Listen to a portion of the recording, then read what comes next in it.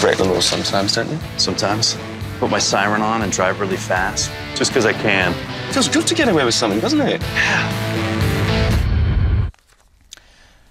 There are those who don't apologize for their fascination with the dark side. Matter of fact, there are those who believe that even in a moral society, there's a time and a place for a little rebelliousness every now and again. But one group is absolutely fed up, saying this attitude is being taken too far by the Fox network as they announce plans to air a program depicting Satan as something close to a fun guy, a sympathetic figure.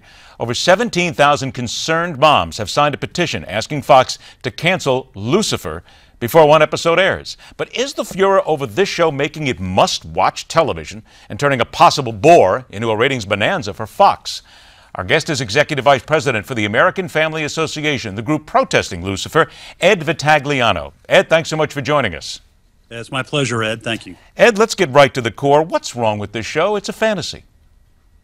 Well, it is being portrayed as a fantasy, but we believe that Satan is real. And in a culture that I think increasingly is having a hard time distinguishing between good and evil, this is a program, we think, and just based, of course, on the premise portrayed in the trailer, is a show that glorifies evil and at the very least shows the power of evil as something to take lightly. I mean, the main character, who is, yes, the Lucifer, the Lord of Hell, gets bored with, I guess, his day job down in the nether regions and decides to take up residence in Los Angeles and becomes something of a crime fighter. It's almost like NCIS being run by Satan. And maybe there is a place for human beings that are kind of an anti-hero that might have a redemptive turn in their lives. We understand that can be a very powerful plot device. But when you're talking about the singular evil personage in human history and in this world today, there is nothing redemptive in the devil, and he shouldn't be portrayed as kind of a roguish, likable character. And that's what this show seems to do. Well, if you don't mind, let me play Lucifer's advocate here for just a moment with regard to all this. Because what you just said, that they're showing him to be maybe a guy who wants to fight against crime, fight against evil. Maybe he's a little sympathetic. Hey, wait a minute, Ed. Maybe this is a show telling us that Lucifer, even though he happens to be the most hated, the most evil thing in the universe, maybe can actually do something good for a change. Doesn't that then speak to perhaps a redemptive side of him? Does that not basically say that maybe even the devil can be a good guy? Well, our objection as a Christian organization is based on the Bible, and there is zero possibility of Satan being turned. Jesus himself calls him destined for hell. Look, let's try to turn this around. I think if Fox were trying to, and was going in 2016 to come out with a show that tried to humanize Adolf Hitler, there's nothing redemptive about Adolf Hitler. There's nothing. Well, but again, if I can, if you don't mind my interrupting here, sure. Adolf Hitler is real. Adolf Hitler was an actual individual, and you will agree that while you and your organization sees Satan as real and God as real, there are other people who don't see him as real, who do not believe in that God. So, aren't you really talking about a little bit about apples and oranges here when you compare this to Hitler?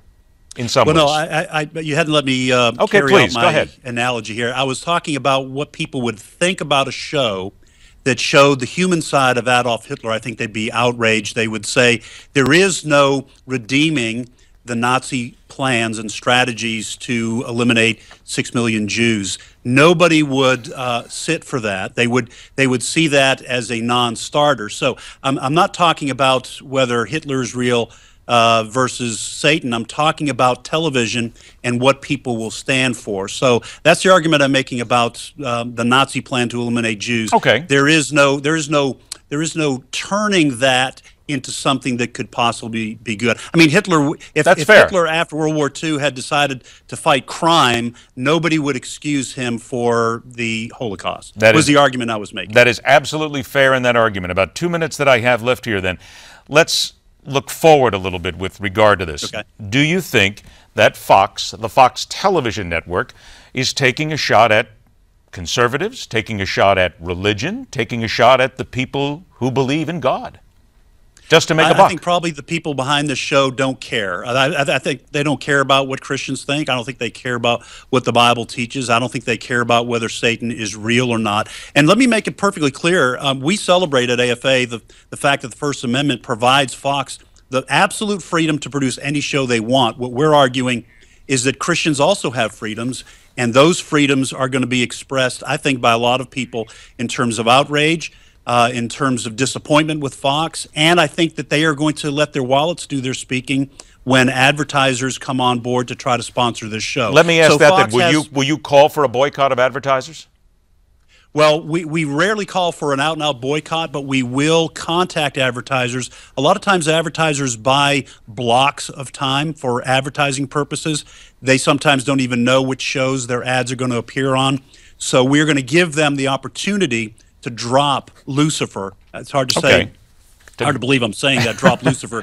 But we're going to give them the opportunity to drop Lucifer as one of the programs they'll advertise. I got about 20 seconds left. Is it fair to say, though, that this is also a teaching moment for people of faith to understand what's happening here and to then understand how they're being portrayed and how their religion is being used?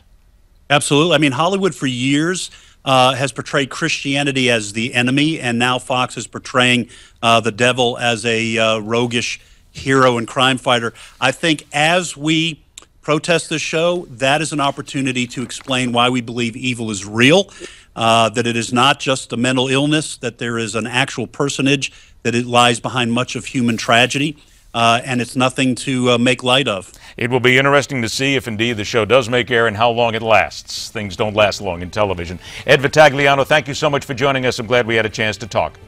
Thank you, Ed. My pleasure. Thank you so much. Coming up next, the Money Master. Let's look at where your bucks are going as we end the week right here on MidPoint.